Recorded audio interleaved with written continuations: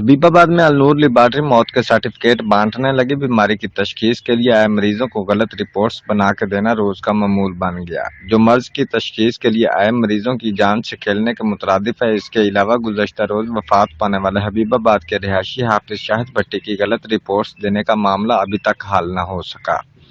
حافظ شاہد کے اہل خانہ اور علاقہ مکینوں کا غلط رپورٹ دینے پر پرزور احتجاج۔ بیماری کی صحیح تشخیص نہ ہونے سے حافظ شاہد کی مرض میں مزید شدت آ گئی اور وہ بیماری کی حالت میں اپنے خالق حقیقی سے جا ملا، جس کی وجہ سے حافظ شاہد کے اہل خانہ اور علاقہ کے لوگوں میں مزید خوف پیدا ہو گیا۔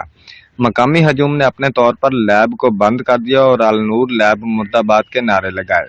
ہمیں انصاف چاہیے اور محکمہ صحت کے اعلیٰ افسران سے فوری طور پر نوٹس لینے کا مطالبہ کر دیا۔ Report Rana Talat Mahmood, Geo Express News, Pattoki.